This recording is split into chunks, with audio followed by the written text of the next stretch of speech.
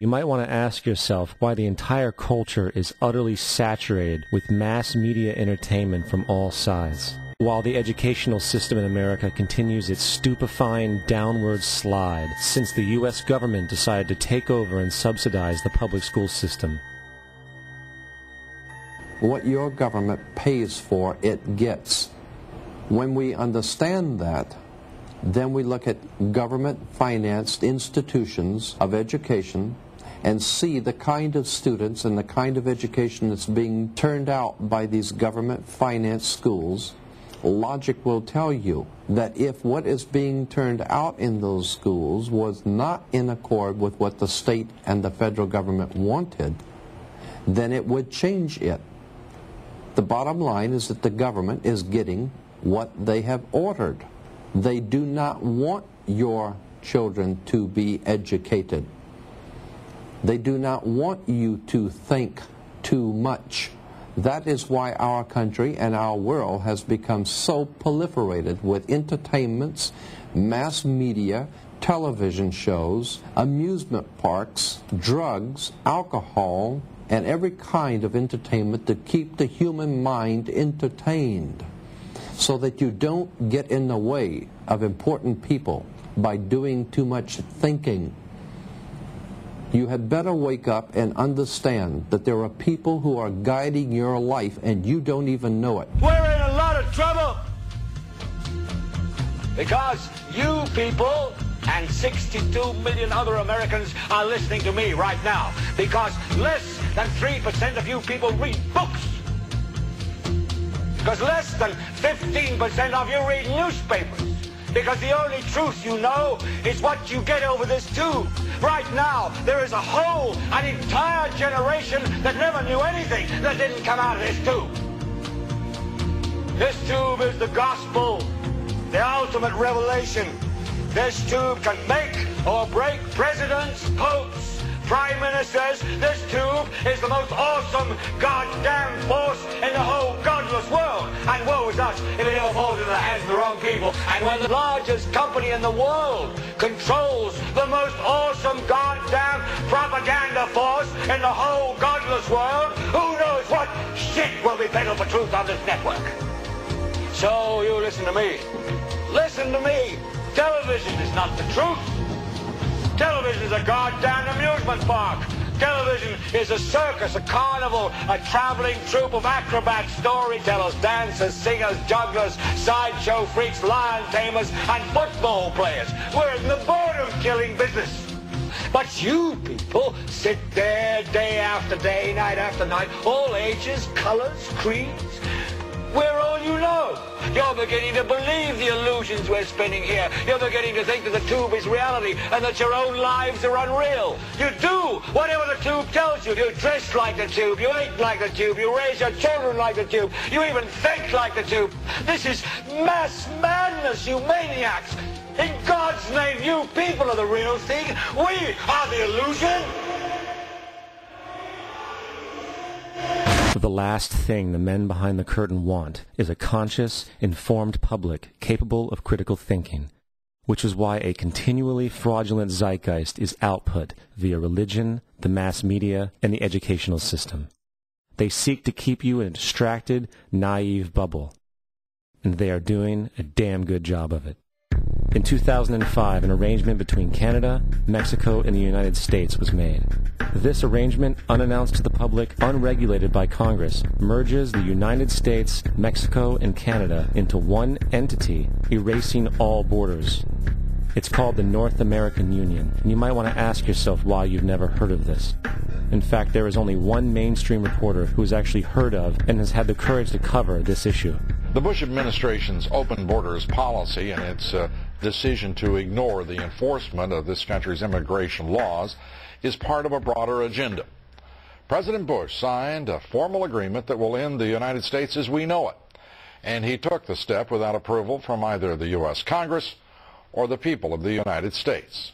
It's a deal that few have even heard of. It's being done again by very few people at the very top on behalf of the investment class, but the working class of people, political officials across our country, from communities, from cities and so forth, they don't know anything about this.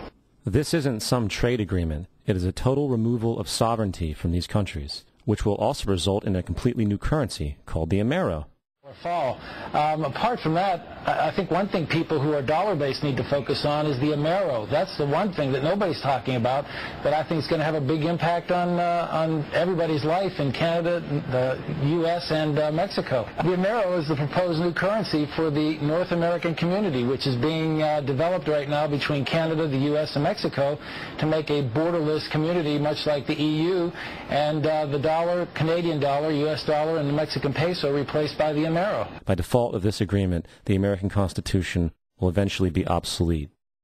You would think that a situation like this would be on the cover of every major newspaper.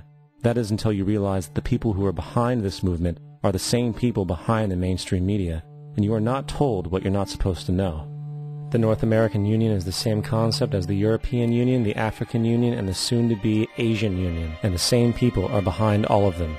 And, when the time is right, the North American Union, the European Union, the African Union, and the Asian Union will be merged together, forming the final stages of a plan these men have been working on for over 60 years. A one-world government.